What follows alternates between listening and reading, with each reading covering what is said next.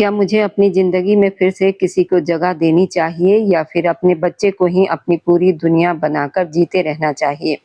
ये सवाल मैं अपनी कहानी के शुरुआत में ही आप सबसे पूछ रही हूँ, क्योंकि शायद मेरी पूरी कहानी सुनने के बाद आपका जवाब मेरी ज़िंदगी का सबसे बड़ा फैसला तय कर सकता है। मेरा नाम संजना है, मैं एक स्कूल में पढ़ाती हूँ। लोग मुझे एक साहसी और मजबूत औरत कहते हैं, लेकिन सच तो ये है कि हर मजबूत इंसान के दिल में कुछ ऐसे जख्म छिपे होते हैं, जिन्हें कोई नहीं देख पाता। मैं 2 बच्चों की माँ हूँ। पिछले 6 सालों से अकेले ही उनकी परवरिश कर रही हूँ। मेरी ज़िंदगी मेरे बच्चों के इर्द-गिर्द ही घूमती थी। मैंने कभी सपने में भी नहीं सोचा था कि कोई एक दिन मेरे सामने ऐसा प्रस्ताव रख देगा, जो मेरे वर्षों पुराने फैसलों को हिलाकर रख देगा। जिस स्कूल में पढ़ाती थी, उसके प्रिंसिपल पवन सर मुझे रोज़ देखते थे। वो बहुत सख्त स्वभाव के इंसान थे। स्कूल का हर टीचर, हर कर्मचारी, यहाँ तक कि बड़े-बड़े लोग भी उनका नाम सुनकर घबरा जाते थे। अनुशासन उनके लिए सबसे बड़ी चीज़ थी और उनकी एक नज़र ही लोगों को सँभल कर चलने पर मजबूर कर देती थी। हालाँकि स्कूल में मेरा रिकॉर्ड हमेशा बेहतरीन रहा था। मेरी मेहनत, ईमानदारी की सभी तारीफ़ करते थे। फिर भी जिस दिन मुझे खबर मिली कि पवन सर ने मुझे अपने केबिन में बुलाया है, मेरे दिल की धड़कनें अचानक तेज़ हो गई। मैं सोचने लगी कि आखिर ऐसी क्या बात हो गई है कि उन्होंने मुझे बुलाया है। डरते-डरते मैं उनके केबिन तक पहुँची। अंदर जाने की अनुमति मिली तो मैंने धीरे से दरवाज़ा खोला। लेकिन उनकी शांत और नरम आवाज़ सुनते ही मेरा आधा डर वहीं ख़त्म हो गया। उन्होंने मुस्कुराते हुए मुझे अपने सामने बैठने का इशारा किया। मैं हैरान थी, क्योंकि स्कूल में शायद ही किसी ने उन्हें इतने प्यार से बात करते हुए देखा हो। कुछ पल की खामोशी के बाद उन्होंने मेरी तरफ देखा और कहा, संजना, मैं घुमा-फिरा कर बात नहीं करूँगा। जो कहूँगा बिल्कुल सीधे कहूँगा। मैं एक तलाकशुदा आदमी हूँ और जहाँ तक मैंने सुना है, तुम भी 2 बच्चों की माँ हो और अकेले ही उनकी परवरिश कर रही हो। मैं चुपचाप उनकी बात सुनती रही। फिर उन्होंने गहरी सांस लेते हुए कहा, क्या तुम्हें नहीं लगता कि हम दोनों मिलकर अपनी ज़िंदगी की एक नई शुरुआत कर सकते हैं?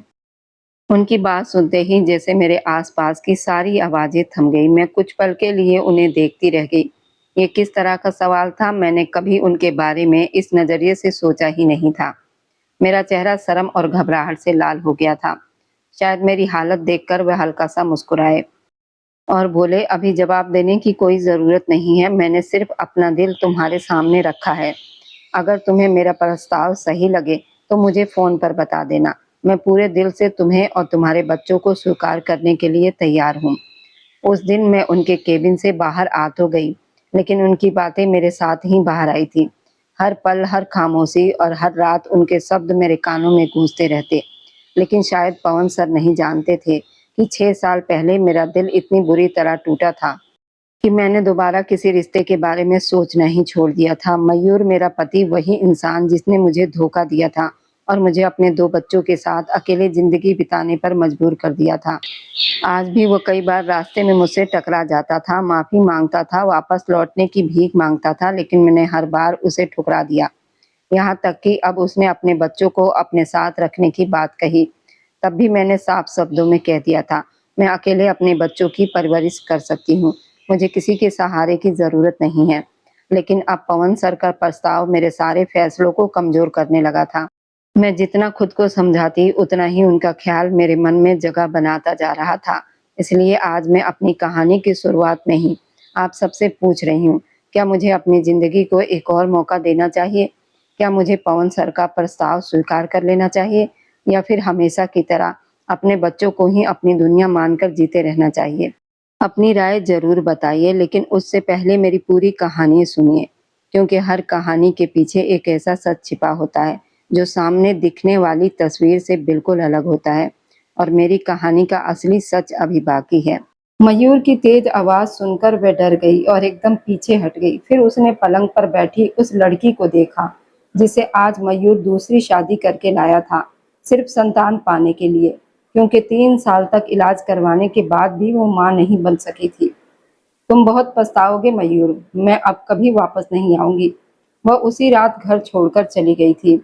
वह एक अनजान शहर जयपुर चली गई थी, जहां उसे कोई नहीं जानता था। लेकिन कुछ ही हफ्तों के बाद उसे पता चला कि वह माँ बनने वाली है। फिर 9 महीने के बाद उसने जुड़वा बेटों को जन्म दिया। अकेले ही दोनों बच्चों को पालने लगी। जब वो दोनों मासूम बच्चे 4 साल की उम्र में अपनी माँ का एक्सीडेंट होने पर रोते हुए मदद मांगते मांगते मयूर की गाड़ी के सामने आए थे, तभी से ये कहानी सच में शुरू हुई थी। लेकिन उससे 10 साल पहले की बात थी। बुआ आंटी आपको कहा भी था कि अपनी तबीयत का ध्यान रखें। संजना उन्हें चारपाई पर लिटाते हुए बोली, मैं ठीक हूँ। वो थकी हुई आवाज में बोली, आपको फिर से बुखार हो गया है और अभी आप पूरी तरह ठीक भी नहीं हुई थी। वह कमरे के दाईं तरफ रखी मेज से दवाई उठाकर चारपाई के पास आती हुई बोली, संजना इस रिश्ते के लिए हाँ कर दो, फिर मैं चैन से जी सकूंगी। वह उससे बिनती भरी नजरों से देखते हुए बोली, बुआ आंटी मैं आपको बता चुकी हूँ कि मुझे ये रिश्ता ठीक नहीं लग रहा। वह उन्हें दवा देते हुए बोली। बुआ आंटी ने चुपचाप दवाई खा ली। मयूर बहुत अच्छा लड़का है, अपने पापा का कारोबार संभाल रहा है और देखने में भी बहुत अच्छा है। वह उसका हाथ पकड़ते हुए बोली, बुआ आंटी वो अच्छे इंसान होंगे, लेकिन मुझे ये रिश्ता सही नहीं लग रहा। आप खुद सोचिए मुझ में और उनमें कितना अंतर है। और वैसे भी अभी मुझे पढ़ाई पूरी करनी है, फिर मैं कोई अच्छी नौकरी ढूंढ लूंगी। संजना तुम मेरी बात नहीं मानोगी ना? वह अब उसे नाराज होकर देखने लगी। संजना उसका घर का नाम था। नहीं बुआ आंटी, इस बात में मैं आपकी नहीं मान सकती। अभी आप आराम कीजिए, मैं रसोई देख कर आती हूँ। ये कहकर वह बाहर चली गई। पीछे बुआ आंटी ने गहरी सांस ली। संजना अपनी दूसरी बुआ आंटी के साथ रहती थी। उनके अलावा उसका इस दुनिया में कोई अपना नहीं था। पिछले कुछ महीनों से बुआ आंटी की तबीयत ठीक नहीं रहती थी, इसलिए अब वो उसकी शादी अपनी सहेली के बेटे से करवाना चाहती थी। लेकिन संजना को ये रिश्ता बिल्कुल भी ठीक नहीं लग रहा था, इसलिए वो बार बार मना कर रही थी। उसकी जिंदगी भी बहुत व्यस्त थी। सुबह कॉलेज जाती, शाम को बच्चों को ट्यूशन पढ़ाती, फिर बुआ आंटी के साथ खाना बनाती और रात में अपनी पढ़ाई करती। उसका आखिरी साल था और वह पूरी मेहनत से पढ़ाई कर रही थी। उसे छात्रवृत्ति भी मिली हुई थी। आगे भी उसका यही सपना था कि नौकरी के साथ आगे पढ़ाई करे। लेकिन इंसान सोचता कुछ और है, होता वही है जो किस्मत में लिखा होता है। आज देर क्यों हो गई संजना? वर्षा ने पूछा। वह उसकी कॉलेज की सबसे अच्छी सहेली थी। यार बुआ आंटी की तबीयत ठीक नहीं है। पहले उनके लिए हल्का नाश्ता बनाया, फिर अपना काम किया, इसलिए देर हो गई। वह कुर्सी पर बैठते हुए बोली, क्या हुआ उन्हें? बुखार? अच्छा ज्यादा बीमार रहती हैं क्या? उन्हें अचानक बुखार हो जाता है, फिर 1-2 दिन के बाद खुद ही ठीक हो जाती हैं। भगवान उन्हें जल्दी ठीक करे। जरूर भगवान ठीक करेंगे और भगवान करे जल्दी ठीक भी हो जाएंगी। स्कूल खत्म होने के बाद जब वो घर पहुंची, देखा कि बुआ आंटी की सहेली आई हुई थी और शायद उनका बेटा भी साथ आया था। नमस्ते। वह हॉल में आते ही बोली। गेट के अंदर छोटा सा आंगन था, उसके बाद हॉल शुरू होता था। हॉल के अंदर ही दोनों कमरे खुलते थे। वहां 3 चारपाइयां और 2 कुर्सियां रखी थी। एक कुर्सी पर मयूर बैठा था, दूसरी तरफ चारपाई पर बुआ आंटी और उनकी सहेली बैठी थी। नमस्ते बेटा, आज देर हो गई आने में। बुआ आंटी बोली। जी आंटी जी, आज बस देर से मिली थी। वो बोलते हुए उनके सामने वाली चारपाई पर बैठ गई। मयूर फोन से नजर हटाकर उसे देख रहा था, लेकिन संजना ने एक बार भी उसकी तरफ ठीक से नहीं देखा। संजना बेटा, ये मेरा बेटा मयूर है। वसुंधरा देवी मयूर की तरफ इशारा करते हुए बोली। संजना ने एक नज़र उसकी तरफ देखा और हल्का सा सिर हिलाकर नजरें दूसरी तरफ फेर ली। बुआ आंटी, आपने दवाई खा ली? हाँ खा ली। वह कड़वी दवाई थी ना? हाँ। दवाई किस बात की? वसुंधरा देवी बोली। बस हल्का बुखार था। बुआ आंटी बोली। आप लोग बातें कीजिए, मैं अभी आती हूँ। इतना कहकर वह अपने कमरे में चली गई। कमरे में पहुंचकर उसने दुपट्टा उतारा और पलंग पर बैठ गई। एक नजर में ही उसने मयूर के महंगे कपड़े, महंगे जूते और कीमती घड़ी देख ली थी। गर्मी की वजह से उसके माथे पर पसीना भी चमक रहा था। बुआ आंटी भी ना, पता नहीं क्यों इस रिश्ते के पीछे पड़ी हैं। वह धीरे से बड़बड़ाई। उसे लगता था कि वे दोनों एक दूसरे से बिल्कुल अलग हैं और किसी हद तक ये बात सही भी थी। लेकिन ये बात बुआ आंटी और वसुंधरा देवी समझ नहीं रही थी। तुम्हें संजना कैसी लगी? वसुंधरा देवी ने पूछा। मयूर गाड़ी चला रहा था और वो पीछे सीट पर बैठी थी। अच्छी है। वह सामने सड़क देखते हुए बोला। मुझे वह लड़की तुम्हारे लिए बहुत पसंद है। मैं तुम्हारे रिश्ते की बात कर चुकी हूँ। मेरी सहेली, इससे कोई परेशानी नहीं है। मैं सोच रही हूँ अगले महीने शादी की तारीख तय कर दें। बिंदिया बुआ आंटी का नाम था, लेकिन माँ आपने कहा था अभी सिर्फ बात करेंगे, शादी नहीं। वो माथे पर हल्की सी शिकन डालते हुए बोला।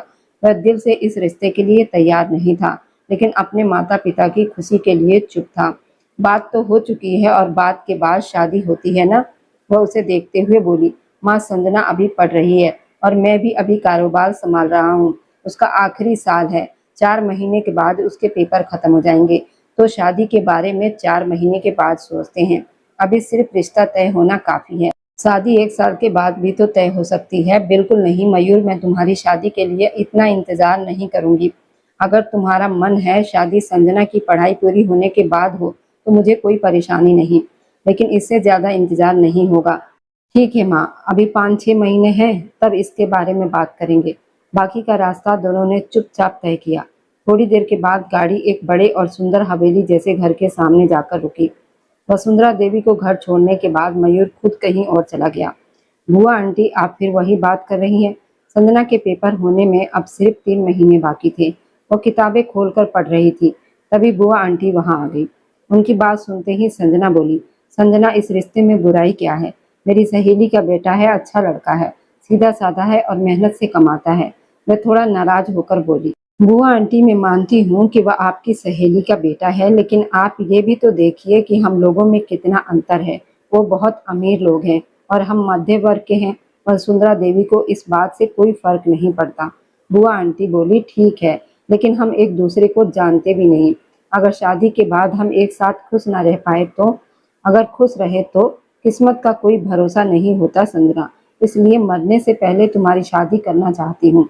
बुआ आंटी उसकी तरफ देखते हुए बोली, संजना, अगर तुम्हें कोई और लड़का पसंद है तो मुझे बता दो। मुझे उस लड़के से कोई परेशानी नहीं होगी। मैं बस मरने से पहले तुम्हें सुरक्षित हाथों में देखना चाहती हूँ। संजना चुप हो गई। उसके मन में यही सवाल घूम रहा था, क्या सच में वो मयूर के साथ खुश और सुरक्षित रह पाएगी? लेकिन उसने ये बात दिल में ही रख ली। बुआ आंटी, आप चिंता मत कीजिए, अभी मुझे अपने पेपर पर ध्यान देना है। इस बारे में फिर कभी बात करेंगे। वसुंधरा देवी मुझसे जवाब मांग रही है संजना। बुआ आंटी बोली। संजना ने गहरी सांस ली। ठीक है, आपका जो मन करे आप वही कीजिए, मुझे किसी से कोई परेशानी नहीं है, लेकिन मेरी एक शर्त है, शादी के बाद मैं अपनी पढ़ाई जारी रखूंगी। ये कहते हुए उसका दिल भारी हो गया था, लेकिन उसके दिल की परवाह करने वाला वहां कोई नहीं था। तुम दिल से कह रही हो ना संजना? बुआ आंटी ने चिंता से पूछा। जी बुआ आंटी, शादी तो किसी ना किसी से करनी है ना, फिर अगर आपकी पसंद का रिश्ता है तो उसमें बुराई क्या है? वह हल्की सी मुस्कान के साथ बोली। बुआ आंटी खुश होकर उसे ढेरों आशीर्वाद देती हुई बाहर चली गई। उनके जाते ही संजना के चेहरे की मुस्कान गायब हो गई।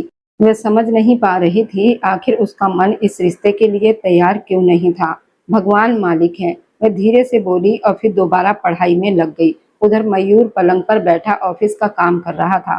तभी वसुंधरा देवी कमरे में आई।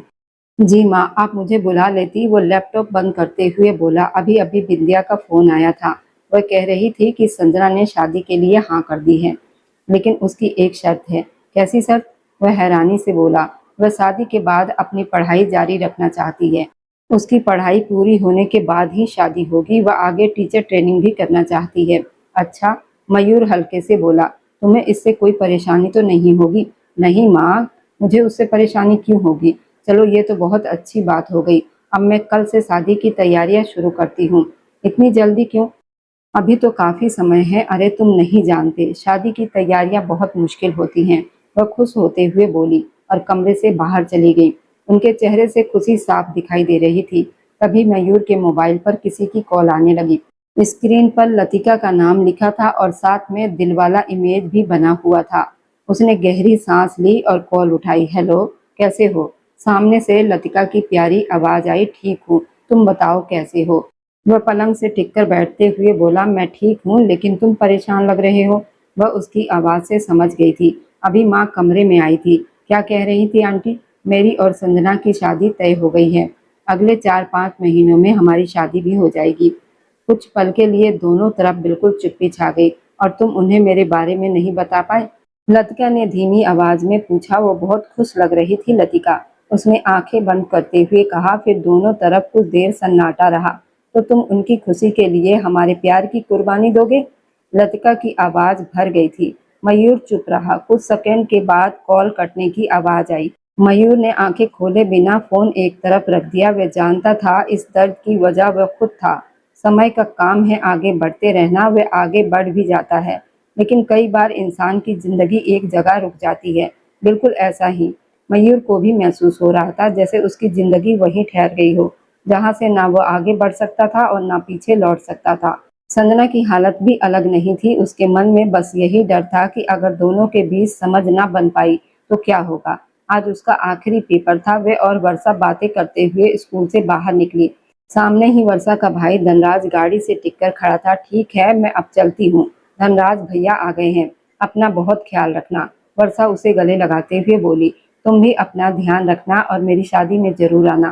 संजना मुस्कुराकर बोली, भगवान ने चाहा तो जरूर आऊंगी। वर्षा हाथ हिलाते हुए वहां से चली गई। उनके जाने के बाद वह भी बस में बैठकर चली गई।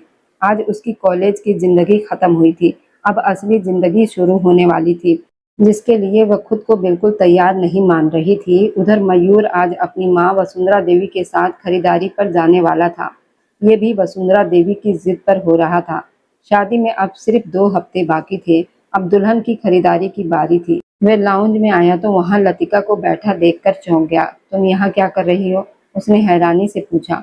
आंटी की खरीदारी में मदद करूंगी, वो मुस्कुराकर बोली। उसकी शिकायत भरी आंखें देखकर मयूर ने नजरें फेर ली। अच्छा हुआ तुम आ गई, तुम्हारे आने से मेरी बहुत मदद हो जाएगी। वसुंधरा देवी खुश होकर बोली। लतिका उनकी बात सुनकर मुस्कुरा दी, लेकिन उस मुस्कान के पीछे छिपा दर्द सिर्फ वही जानती थी। चलो चले, वसुंधरा देवी उठते हुए बोली। जी माँ, मयूर धीमी आवाज में बोला। वसुंधरा देवी आगे बढ़ गई। लतिका भी जाने लगी। तभी मयूर ने उसका हाथ पकड़कर रोक लिया। ये क्या कर रही हो तुम? उसने दर्द भरी आवाज में पूछा। अपने बेवफा प्यार की शादी की तैयारी। वह उसकी तरफ देखकर अपना हाथ छुड़ाते हुए बोली। ऐसा क्यों कर रही हो? उसके स्वर में तकलीफ साफ थी। मैं क्या कर रही हूँ? वह सवाल भारी नजरों से उसे देखने लगी। ये सब मत करो, खुद को भी तकलीफ दे रही हो और मुझे भी, उसने धीमे स्वर में कहा। लतिका फिर मुस्कुराई। दुख क्यों दूल्हे राजा, आपको तो खुश होना चाहिए। 2 हफ्ते के बाद आपकी शादी है। उसके शब्दों में दर्द साफ महसूस हो रहा था। इन बातों को छोड़ो, खरीदारी के लिए देर हो रही है, आंटी इंतजार कर रही होंगी। इतना कहकर वो वहां से चली गई। मयूर भी गहरी सांस लेकर उसके पीछे बढ़ गया। उसने प्यार तो किया था, लेकिन उसे निभा नहीं पाया था। आखिरकार आज वह दिन भी आ गया था जब उनकी शादी होने वाली थी। संजना अपने कमरे में तैयार हो रही थी। वर्षा उसकी मदद कर रही थी। संजना तुम खुश हो ना? उसे चुप देखकर वर्षा बोली। हाँ, फिर इतनी चुप क्यों हो? मैं तो वैसे भी कम बोलती हूँ, वो आईने में खुद को देखते हुए बोली। उसने गुलाबी रंग का भारी लहंगा पहना हुआ था। उसके साथ सुंदर गहने और हल्का दुल्हन वाला श्रृंगार किया गया था। वो बहुत सुंदर लग रही थी, लेकिन उसकी आंखों में खुशी से ज्यादा चिंता दिखाई दे रही थी। तुम मुझे परेशान लग रही हो, वर्षा बोली। मुझे बुआ आंटी की चिंता हो रही है। मेरे जाने के बाद वो बिल्कुल अकेली हो जाएंगी। मुझे कुछ नहीं होगा, मैं ठीक रहूंगी। तभी कमरे में आती हुई बुआ आंटी बोली। लेकिन बुआ आंटी, आप अब कैसे संभालेंगी? संजना उनकी तरफ मुड़ते हुए बोली। तुम चिंता मत करो, मैं अपना ध्यान रख लूंगी। बुआ आंटी ने उसके सिर पर हाथ फेरते हुए कहा। संजना की आंखें भरने लगी। अरे रोना मत, नहीं तो मेकअप खराब हो जाएगा, वर्षा बोली। उसकी बात सुनकर संजना हल्का सा मुस्कुरा दी। कुछ देर के बाद सब लोग गाड़ियों में बैठकर शादी हॉल की तरफ रवाना हो गए। शादी के सारे रीति रिवाज वहीं होने वाले थे।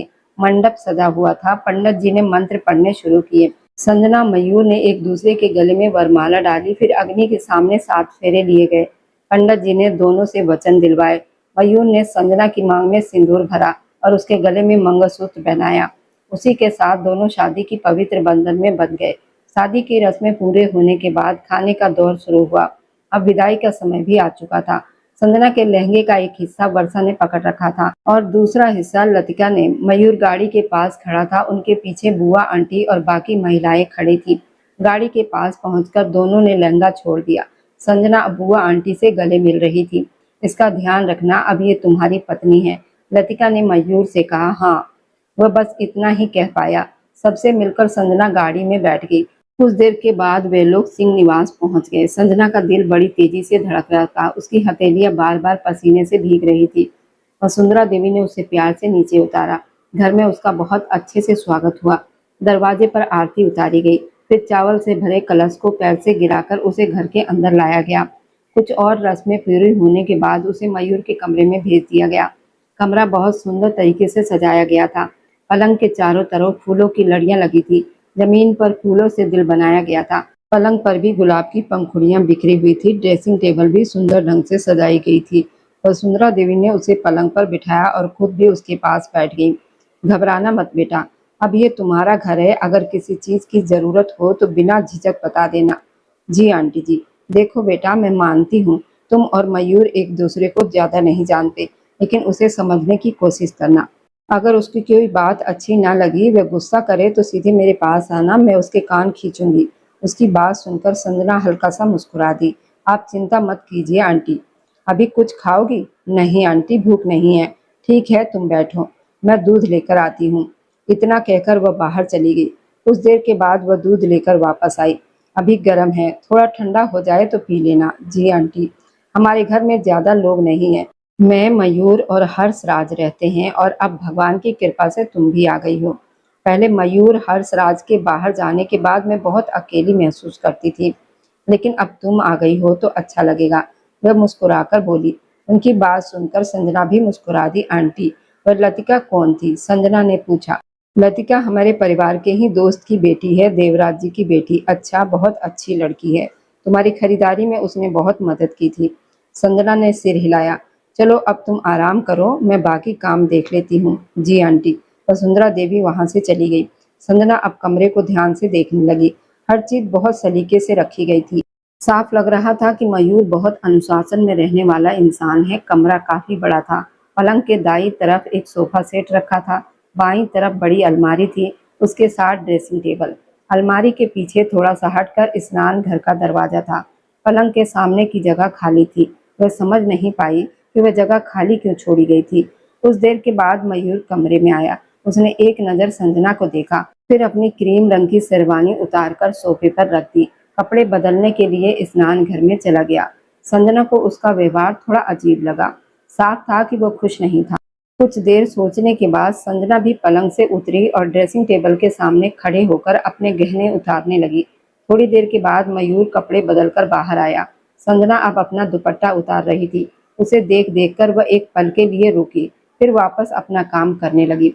असल में शेरवानी बहुत असहज लग रही थी। मयूर उसे देखते हुए बोला, कोई बात नहीं। संजना धीमी आवाज में बोली। वह दुपट्टे की लगभग सारी पिन निकाल चुकी थी, लेकिन एक पिन उसके बालों में उलझ गई थी। वह उसे निकालने की कोशिश कर रही थी, लेकिन पिन निकल ही नहीं रही थी। मयूर बरस रखते हुए उसके पास आया और पिन निकालने लगा। संजना हैरान रह गई। वह समझ नहीं पा रही थी कि मयूर के मन में क्या चल रहा है। उफ, तुम लड़कियां इतनी सारी पिन लगा लेती हो क्यों? वह हल्का सा परेशान होकर बोला।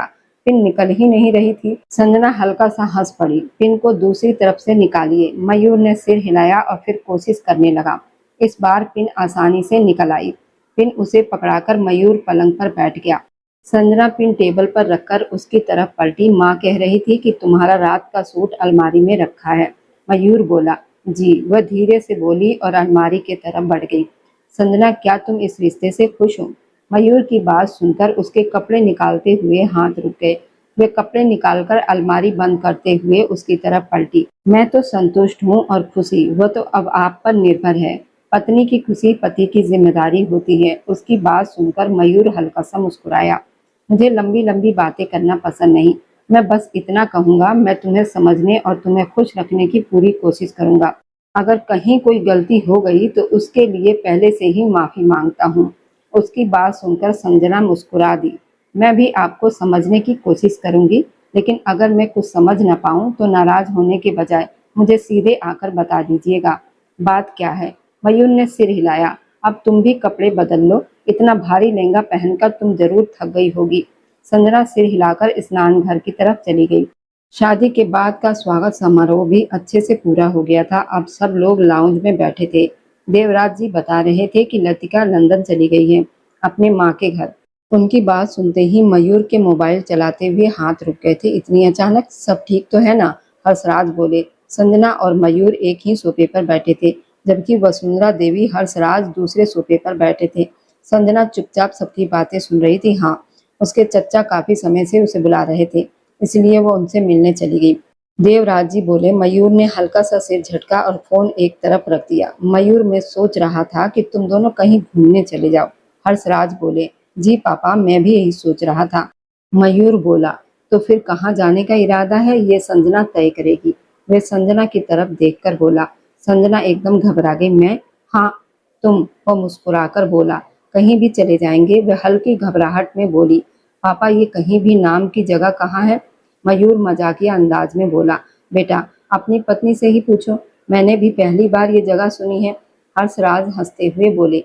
उनकी बात सुनकर संजना शर्मा गई। बस बस मेरी बहू को परेशान मत करो, वसुंधरा देवी उसकी तारीफ करते हुए बोली। सब लोग हंस पड़े। जिंदगी अच्छे से गुजरने लगी थी। देखते ही देखते 3 महीने बीत गए।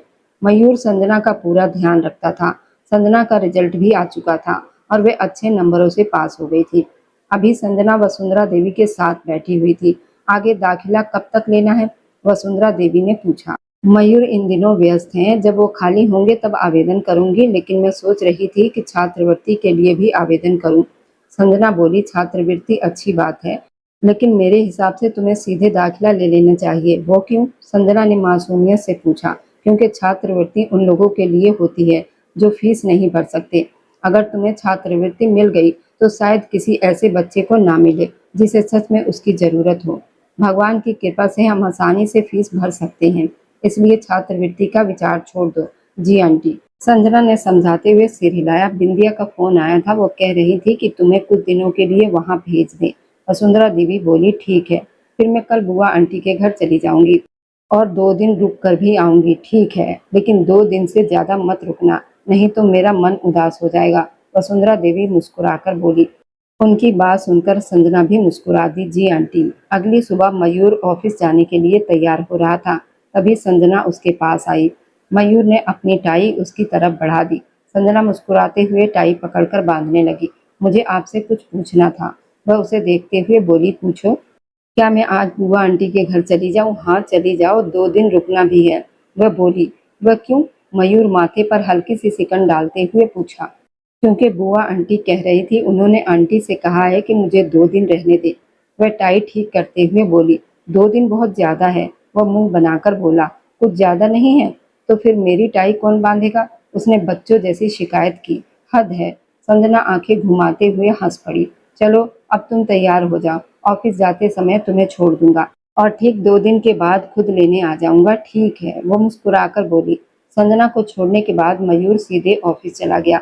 दोपहर 12 बज रहे थे। मीटिंग थी और उसके बाद उसे बिजनेस लंच पर जाना था।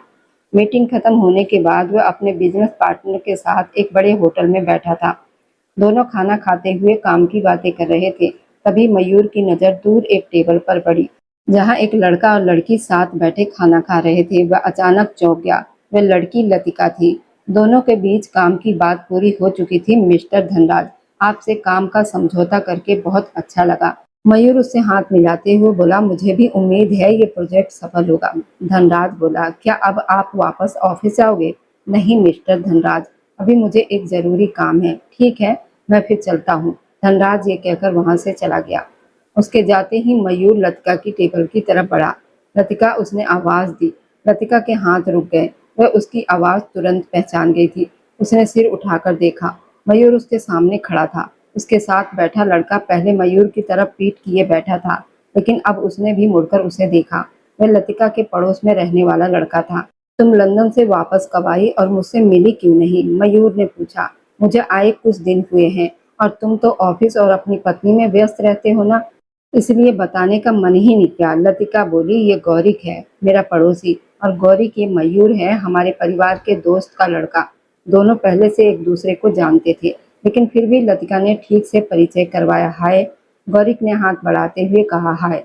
मयूर ने भी हाथ मिलाया।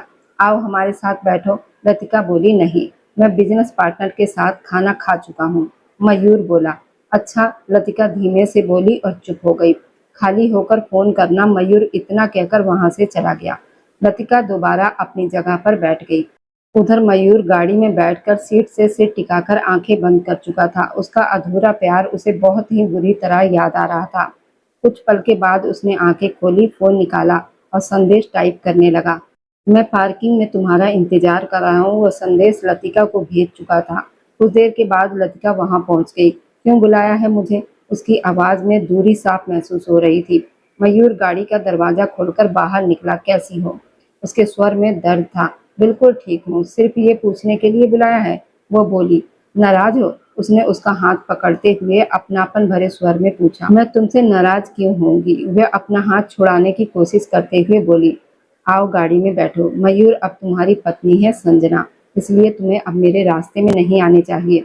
ये बात कहते समय लतिका पर क्या बीत रही थी, ये सिर्फ वही जानती थी। वह उसका बचपन का प्यार था, इतनी जल्दी उसे भुला पाना आसान नहीं था। लतिका, तुम भी जानती हो कि मैं आज भी तुमसे प्यार करता हूँ। मेरी शादी को 3 महीने हो चुके हैं। मैंने बहुत कोशिश की कि संजना को अपने दिल में जगह दूं, लेकिन नहीं कर पाया। तुम इस दिल से निकलती ही नहीं हो, फिर कोई और इसमें कैसे आए? मयूर की आवाज में दर्द था। लतिका के आंखें भर आई। मैं पूरी कोशिश करता हूँ कि अपना ध्यान संजना पर लगाऊं, उसका ख्याल रखूं, लेकिन कोई फायदा नहीं हुआ। अब कुछ नहीं हो सकता मयूर, लतिका ने धीरे से कहा और अपने हाथ उसके हाथों से छुड़ा लिए। शादी वाले दिन माँ ने मुझसे कहा था कि मुझे संजना का ध्यान रखना है, क्योंकि ये उनकी इज्जत का सवाल है। उन्होंने जो कहा मैंने वही किया। मैंने संजना को दिल से अपनाने की पूरी कोशिश की, लेकिन मेरा दिल अभी भी तुम्हारे लिए धड़कता है। मयूर बोला। मयूर, अब इन बातों में कोई फायदा नहीं है। ये कहते ही लतिका की आंखों से आंसू बह निकले। बहुत से लोग दूसरी शादी कर लेते हैं, अगर तुम चाहो तो मैं भी। मयूर की बात पूरी होने से पहले ही लतिका बोल पड़ी। मैं एक औरत होकर दूसरी औरत का घर बर्बाद नहीं कर सकती, उसने अपने आंसू पोंछते हुए कहा। उसकी बात सुनकर मयूर चुप हो गया। चलो मैं तुम्हें तुम्हारे घर छोड़ देता हूँ, उसने बात बदलते हुए कहा। लतिका कुछ पल उसे देखती रही, फिर चुपचाप सिर हिला दिया। पूरे रास्ते गाड़ी में खामोशी छाई रही। लतिका बाहर सड़क को देखती रही। मयूर ने अपना पूरा ध्यान ड्राइविंग पर लगाए रखा। गाड़ी रुकने पर लतिका उतरने लगी। तभी मयूर बोला, क्या हम दोस्त बनकर रह सकते हैं? क्या ये जरूरी है? लतिका ने उसकी तरफ देखते हुए पूछा। मैं अपना प्यार खो चुका हूँ, दोस्ती नहीं खोना चाहता। मयूर ने उसकी आंखों में देखते हुए कहा, ठीक है। लतिका ये कहकर गाड़ी से उतर गई। उसके गेट के अंदर जाते ही मयूर ने गाड़ी मोड़ ली। अब वो वापस ऑफिस जाने वाला था। उधर 2 दिन बुआ आंटी के घर बिताने के बाद संजना वापस आ गई थी। मयूर में सोच रही थी कल इंस्टीट्यूट जाकर टीचर ट्रेनिंग का फार्म भर दूं। वह पलंग पर बैठते हुए बोली। मयूर सोफे पर बैठा लैपटॉप पर काम कर रहा था। उसके सामने टेबल पर एक फाइल रखी थी। 1 मिनट, उसने लैपटॉप बंद करते हुए फाइल से कुछ कागज निकाले और उसकी तरफ बढ़ा दिए। ये क्या है? संजना उठाकर उसके पास आई और कागज देखने लगी। वह टीचर ट्रेनिंग इंस्टीट्यूट का दाखिला फार्म था। माँ ने सुबह ही कहा था कि तुम्हारे लिए फार्म ले आऊं। मयूर उसकी तरफ देखते हुए बोला। उसकी बात सुनकर संजना मुस्कुरा दी। बहुत बहुत धन्यवाद मयूर, तुम अभी फार्म भर दो और सारे जरूरी कागज तैयार कर लो, कल जाकर तुम्हारा दाखिला करवा देंगे, ठीक है? वह खुशी से बोली और टेबल से मयूर की पेन उठाकर वहीं सोफे पर बैठकर फार्म भरने लगी। कुछ दिनों के बाद संजना का इंस्टीट्यूट में दाखिला हो गया और 1 हफ्ते के बाद उसकी कक्षाएं भी शुरू हो गई। समय तेजी से गुजरने लगा। संजना दोपहर 3 बजे तक इंस्टीट्यूट में रहती, फिर घर आकर अपने काम में लग जाती। इस सब के बीच मयूर को काफी समय मिलने लगा था। वह रोज लतिका के साथ दोपहर का खाना खाने लगा और रात को भी देर से घर लौटता। जब वसुंधरा देवी पूछती तो वह यही सब कहता कि ऑफिस का काम ज्यादा है। लतिका का भी घर आना जाना शुरू हो गया था। वसुंधरा देवी अब संजना को उसकी पढ़ाई की वजह से अब ज्यादा परेशान नहीं करती थी, इसलिए वह अपना अधिक समय अब लतिका के साथ बिताने लगी थी। इसी तरह 3 महीने और बीत गए। अब संजना भी महसूस करने लगी थी कि मयूर बदल रहा है। मयूर, मुझे लग रहा है कि आप आजकल बहुत व्यस्त हो गए हैं, इतने कि हमें एक दूसरे से बात करने का समय भी नहीं मिलता। संजना पलंग पर बैठी थी और मयूर सोफे पर बैठकर लैपटॉप पर काम कर रहा था। लतिका के साथ ज्यादा समय बिताने की वजह से वह अक्सर घर पर भी काम करने लगा, बहाना बनाता, फिर रात को देर तक उससे बातें करता रहता। संजना की बात सुनकर मयूर ने सिर उठाकर उसकी तरफ देखा। तुम्हें गलत लग रहा है संजना, वह इतना कहकर फिर से लैपटॉप की तरफ देखने लगा। संजना चुप हो गई। अभी थोड़ी देर पहले बुआ आंटी से बात हुई थी, उसने धीरे से कहा। क्या कह रही थी? मयूर ने उसकी तरफ देखते हुए पूछा। वह कह रही थी कि मुझे अस्पताल जाकर जांच करवा लेनी चाहिए। क्यों, क्या हुआ उन्हें? वह तुरंत लैपटॉप बंद करके उसके पास आकर बैठ गया। ऑफिस में काम ज्यादा है, इसलिए मुझे घर पर भी करना पड़ता है। शायद इसी वजह से मैं तुम्हें समय नहीं दे पा रहा। वह बहुत भरोसे के साथ झूठ बोल रहा था। बुआ आंटी कह रही थी कि हमारी शादी को 6 महीने से ज्यादा हो गए हैं। अब तक तो हमें खुशखबरी मिल जानी चाहिए थी। कैसी खुशखबरी? बच्चे की? संजना धीमे से बोली। मयूर ये नहीं कह पाया कि उसे अभी बच्चा नहीं चाहिए था। संजना, ये सब भगवान की मर्जी होती है, जब होना होगा तब हो जाएगा, वह बोला।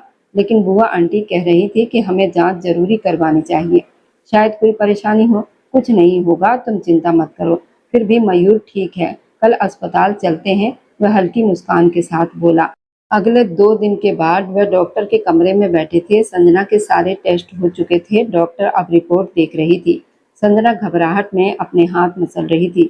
जी मिस्टर मयूर, मैंने आपकी पत्नी की रिपोर्ट देख ली है, डॉक्टर ने दोनों को देखते हुए कहा। फिर थोड़ी देर रुककर बोली, मुझे दुख है मिसेज मयूर, लेकिन आप मां नहीं बन सकती। उनकी बात सुनते ही संजना जैसे पत्थर की बन गई।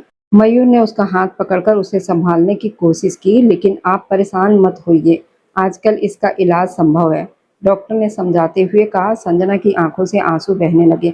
मैं कुछ दवाइयाँ लिख देती हूँ, आपको समय पर दवा ले लेनी होगी, नियमित जांच भी करवानी होगी। जी डॉक्टर, मयूर बोला। दोनों उठकर बाहर निकल गए। जाते जाते मयूर ने एक बार पलटकर डॉक्टर को देखा, फिर धीरे से सिर हिला दिया, फिर हल्की मुस्कान के साथ बाहर चला गया।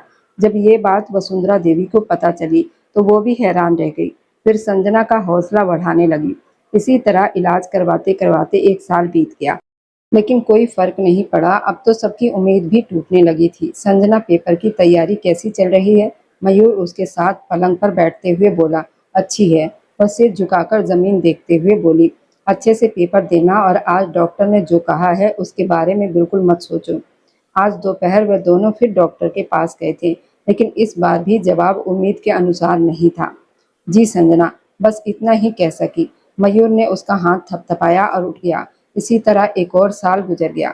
संजना की टीचर ट्रेनिंग भी पूरी हो गई थी। उसकी परीक्षाएं चल रही थी। कुछ किताबें लेने के लिए वो बाजार आई हुई थी। वापसी में उनकी गाड़ी सिग्नल पर रुकी। किताबें देखने के बाद वह बाहर देखने लगी। तभी उसकी नज़र एक दूसरी गाड़ी पर पड़ी। उसमें मयूर बैठा था, उसके साथ एक लड़की थी जिसे वह हंस हंस कर बातें कर रहा था। संजना हैरानी से उसे देखने लगी। उसका पति उसे धोखा दे रहा था। उसकी आंखें अपने आप भर आई। तभी उस लड़की ने हंसते हुए गर्दन घुमाई। उसने भी संजना को देख लिया था। बाहर क्या देख रही हो? संजना उसे देखते हुए चौंक गई। मयूर? संजना, लतिका ने मयूर का हाथ हिलाते हुए कहा। मयूर ने भी आगे झुककर देखा। संजना ने तुरंत गाड़ी का शीशा ऊपर कर दिया। सीट से सिर टिकाकर उसकी आंखों से आंसू बहने लगे। लगता है उसे हमारे बारे में पता चल गया, लतिका बोली। कोई बात नहीं, आज नहीं तो कल उसे पता चलना ही था। मैं आज ही माँ से तुम्हारे बारे में बात करूंगा, मयूर बोला। अगर उन्हें कोई परेशानी हुई तो? लतिका ने डरते हुए पूछा। नहीं होगी, संजना माँ नहीं बन सकती, ये बात वे अच्छे से जानती हैं। अपने पोते पोतियों के लिए वह जरूर मान जाएगी, मयूर बोला। जब मयूर घर पहुंचा था उसने संजना और वसुंधरा देवी को लाउंज में बैठे पाया। मयूर, तुम लतिका के साथ क्यों थे? वसुंधरा देवी गुस्से में खड़ी होती हुई बोली। क्योंकि मैं लतिका से शादी करने वाला हूँ। उसकी बात सुनते ही संजना फिर से रोने लगी। तुम्हारा दिमाग खराब हो गया है क्या? वसुंधरा देवी गुस्से से बोली। इसमें दिमाग खराब होने वाली क्या बात है माँ? आप भी जानती है कि संजना मां नहीं बन सकती, इसलिए दूसरी शादी करना मेरा हक है। मयूर, इसका इलाज चल रहा है, बहुत जल्द भगवान कृपा करेंगे तुम ये बात अपने दिमाग से निकाल दो, तुम्हारी दूसरी शादी होगी। माँ, इसमें गलत क्या है? अगर मैं संतान के लिए दूसरी शादी करना चाहता हूँ तो इसमें क्या बुराई है? मयूर, संतान भगवान की देन होती है। जी माँ, मैं जानता हूँ, और मैं ये भी जानता हूँ अगर पत्नी माँ नहीं बन सकती तो पति दूसरी शादी कर सकता है। और मैंने कब कहा कि मैं दूसरी शादी के बाद भी संजना को छोड़ दूंगा? अभी भी मैं उसका पूरा ध्यान रखता हूँ, आगे भी रखूंगा। संजना आंसू पोंछते हुए उठी और बोली। मयूर, मेरा 6 महीने का इलाज बाकी है। डॉक्टर के अनुसार ये इलाज पूरा होने के बाद मैं माँ बन सकती हूँ, इसलिए तुम भी जिद मत करो। वसुंधरा देवी बोली। ठीक है, लेकिन अगर तब कोई नतीजा नहीं निकला तो मैं दूसरी शादी करूंगा, और वह भी लतिका से। इतना कहकर मयूर वहां से चला गया। उस दिन के बाद लतिका का घर आना जाना भी कम हो गया। संजना अपना बहुत ध्यान रखने लगी। वसुंधरा देवी ने भी कई घरेलू उपाय शुरू कर दिए थे। संजना को पूरा विश्वास था इलाज के बाद वो मां बन सकेगी, जिंदगी फिर पहले जैसी शांत और खुशहाल हो जाएगी। लेकिन इस बार उसका अंदाजा गलत था। एमफिल की आखिरी परीक्षाओं के बाद अब वह घर पर खाली खाली रहती थी। उसके इलाज को खत्म होने में 3 महीने बाकी थे, लेकिन उसकी हालत में कोई सुधार नहीं आया था। आंटी, मैं सोच रही थी अब मैं खाली रहती हूँ, कहीं पढ़ाने का काम शुरू कर दूं। वह लाउंज में बैठती वसुंधरा देवी से बात कर रही थी।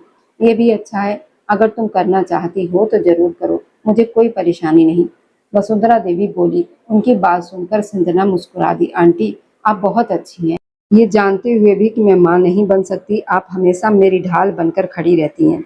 आप दुनिया की सबसे अच्छी सास हैं। उसकी बात सुनकर वसुंधरा देवी हल्की सी हंसती। संजना, दिल छोटा मत करो, भगवान सब ठीक करेंगे। जब भगवान को संतान देनी होगी तब जरूर देंगे। बस तुम प्रार्थना करती रहो। मैं हर रोज भगवान से प्रार्थना करती हूँ। आंटी, भगवान जरूर मेरी सुनेंगे। मैंने भी एक विशेष पूजा शुरू कर दी है। मुझे विश्वास है भगवान जल्द ही तुम्हारी गोद भर देंगे। वह उसके सिर पर हाथ फेरते हुए बोली। भगवान करे ऐसा ही हो। संजना मुस्कुराने की कोशिश करते हुए बोली। देखते ही देखते वे 3 महीने बीत गए। संजना का रिजल्ट भी आ चुका था। अब वह दोनों फिर से डॉक्टर के पास बैठे थे। संजना मन ही मन भगवान का नाम ले रही थी। रिपोर्ट्स आ चुकी थी। डॉक्टर ने रिपोर्ट देखते ही दोनों की तरफ देखा। रिपोर्ट्स पहले जैसे ही हैं। उनकी बात सुनते ही संजना की आंखें भर आई। लेकिन आप उम्मीद मत छोड़िए, इलाज जारी रखिए। भगवान ने चाहा तो जल्दी खुशखबरी मिलेगी। जी डॉक्टर, मयूर बोला और उठ गया। संजना भी उसके साथ उठ गई। माँ, आप क्यों जिद कर रही हैं? मैंने पहले भी कहा था कि अगर इलाज खत्म होने के बाद भी संजना माँ नहीं बन सकी तो मैं दूसरी शादी करूंगा।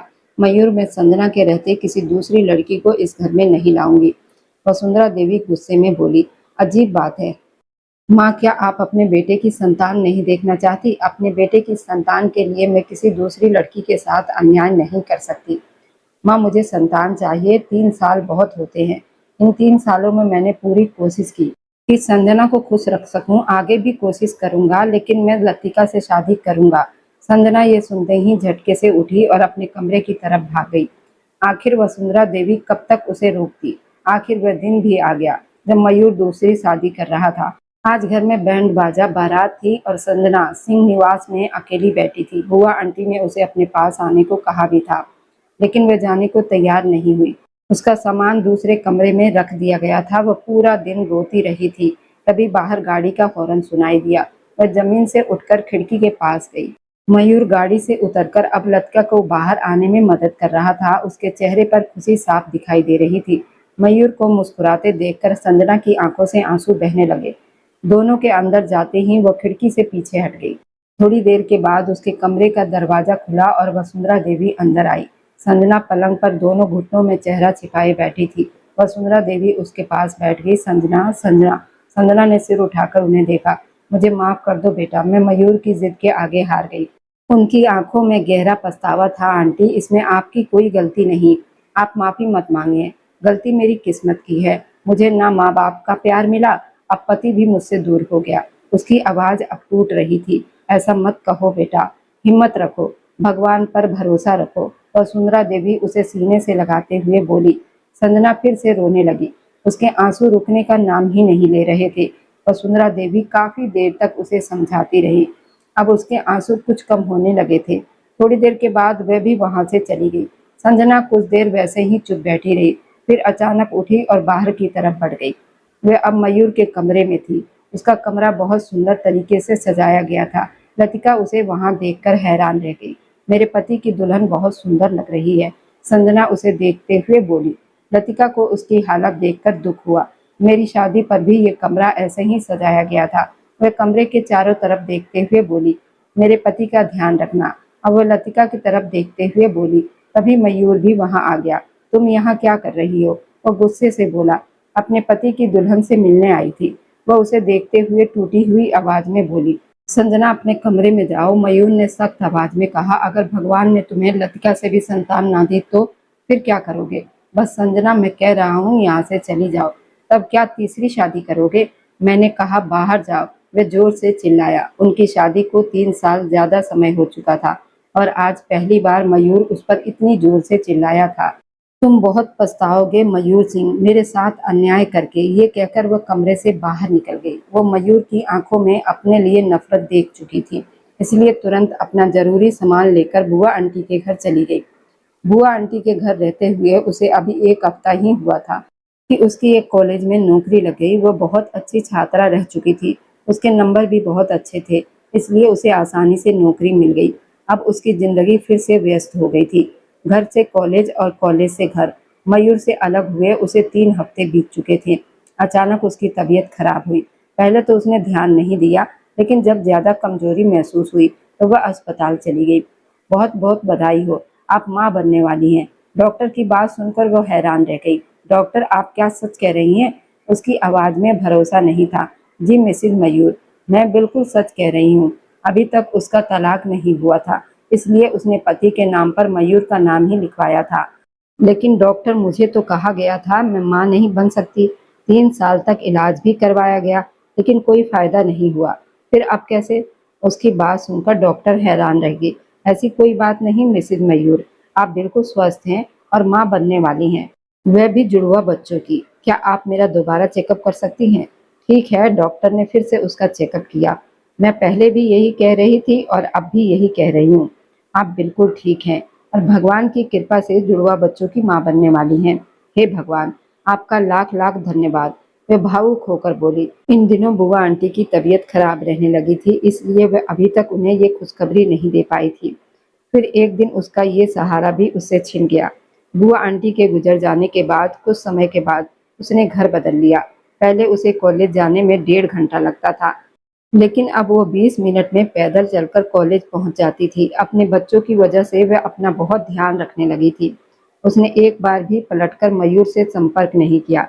8वें महीने में उसने नौकरी छोड़ दी, क्योंकि उस हालत में बाहर जाना मुश्किल हो गया था। फिर भगवान की कृपा से उसने जुड़वा बेटों को जन्म दिया। एक का नाम उसने उदय रखा और दूसरे का नीर। कुछ समय तक उसकी जिंदगी शांत रही। अब उसे फिर से नौकरी ढूंढनी थी, क्योंकि उसकी सारी बचत खत्म होने वाली थी। जो पैसे बचे थे उसने संजना ने एक काम वाली रख ली थी। बच्चों के पास वह औरत रहा करती थी। संजना खुद नौकरी ढूंढने निकल जाती। आज उसका एक ऑफिस में इंटरव्यू था। वह अपनी बारी का इंतजार कर रही थी। जब उसकी बारी आई तो वह अंदर गई। बॉस को देखकर वह हैरान रह गई। वह धनराज था, वर्षा का भाई। शादी के बाद उसका वर्षा से बहुत कम संपर्क रह गया था। आइए बैठिए, वह काम के तरीके से बोला। शायद उसने संजना को पहचाना ही नहीं था। संजना भी सहज होकर इंटरव्यू देने लगी। उसने अर्थशास्त्र में एमफिल किया हुआ था, इसलिए उसे नौकरी पर रख लिया गया। उसकी तनख्वाह भी अच्छी थी। अब जिंदगी फिर से शांत होने लगी थी। वह सुबह 9 बजे ऑफिस आती और शाम 4 बजे तक काम खत्म करके घर चली जाती। फिर अपना पूरा समय बच्चों के साथ बिताती। वह पढ़ी लिखी महिला थी, जानती थी कि बच्चों की परवरिश कैसी करनी है। वह पूरी मेहनत और प्यार से उन्हें अकेले पाल रही थी। अब दोनों 1 साल के हो चुके थे।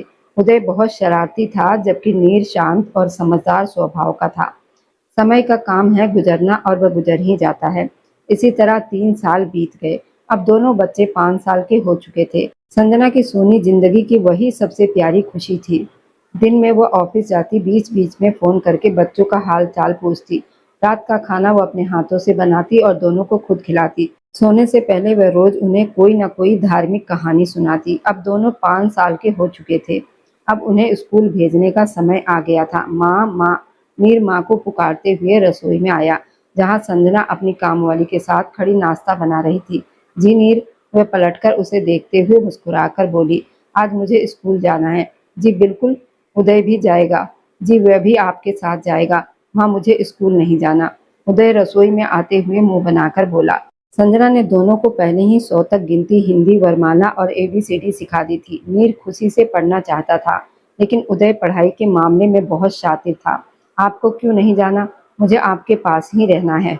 वह संजना के पास आकर उसकी टांगों से लिपटते हुए बोला। संजना मुस्कुराते हुए जमीन पर घुटनों के बल बैठ गई। तो आप मेरे पास ही रहोगे? सुबह मैं आपको खुद स्कूल छोड़ने जाऊंगी, छुट्टी के समय लेने भी आऊंगी, फिर हम साथ खेलेंगे भी। लेकिन स्कूल जाना बहुत बोरिंग है। उदय बोला। माँ, उदय मत जाए, लेकिन मुझे तो जाना है। आप मुझे छोड़ने जाओगी? और उदय से ज्यादा प्यार भी कीजिएगा। माँ मुझसे ज्यादा प्यार करती हैं। उदय तुरंत नाराज होकर बोला। दोनों की हमेशा यही बहस होती थी। माँ किससे ज्यादा प्यार करती है? माँ आप दोनों से बराबर प्यार करती है। संजना हंसते हुए बोली। चलो अब हम स्कूल के लिए तैयार होते हैं, तब तक आंटी नाश्ता बनाती है। ये कहकर संजना दोनों को लेकर बाहर चली गई। अब दोनों बच्चे स्कूल जाने लगे थे।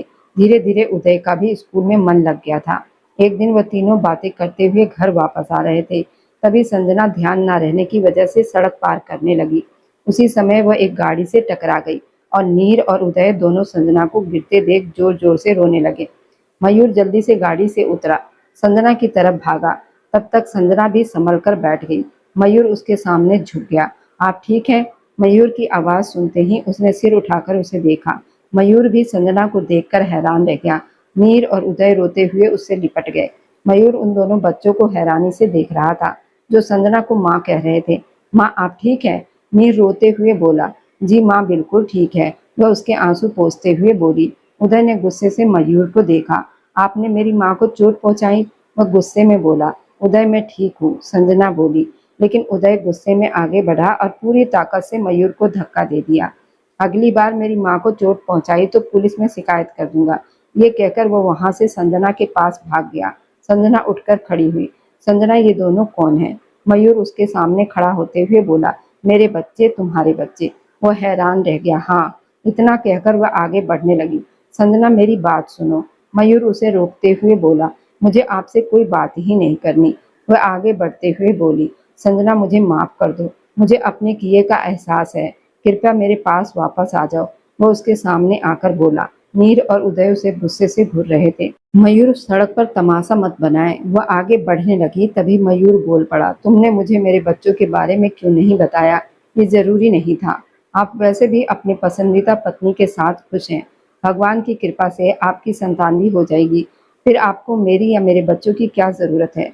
संजना जैसे लतिका मेरी पत्नी है वैसे ही तुम भी हो मेरी पत्नी। अगर आप मुझे तलाक देना चाहते हैं तो दे सकते हैं, मुझे कोई परेशानी नहीं है।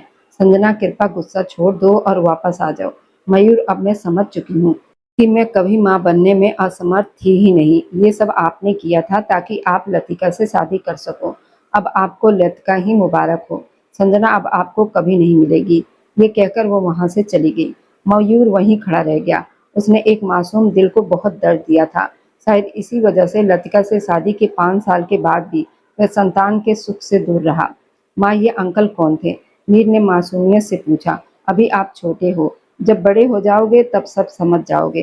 संजना ने शांत आवाज में कहा। आत्म सम्मान इंसान के लिए सबसे जरूरी होता है। अगर किसी रिश्ते में आपका सम्मान खत्म होने लगे तो उस रिश्ते को छोड़ देना ही बेहतर होता है। और उसी तरह संजना ने भी खुद को और अपने बच्चे को चुना था। और अब जाते जाते बस दिल से एक छोटी सी गुजारिश है, आप जहाँ कहीं से भी मेरी वीडियो देख रहे हैं कमेंट में अपने शहर और राज्य का नाम जरूर लिखिए। आपके कमेंट मेरे लिए किसी अनमोल तोहफे से कम नहीं होते। और जो लोग अपना कीमती समय देकर मेरी कहानियों को देखते और लाइक शेयर करते हैं उन सबका मैं दिल से धन्यवाद करती हूँ। अगर आज की कहानी ने आपके दिल को छुआ हो तो वीडियो को लाइक करें और अपने दोस्तों तक जरूर पहुँचाएं। और हमारे इस छोटे से परिवार का हिस्सा बनने के लिए चैनल को सब्सक्राइब करना ना भूलें, क्योंकि आपका हर सब्सक्राइब मेरे लिए आपका प्यार और भरोसा है। फिर मिलेंगे एक नई भावनाओं से भरी कहानी के साथ। तब तक खुश रहिए, स्वस्थ रहिए, मुस्कुराते रहिए।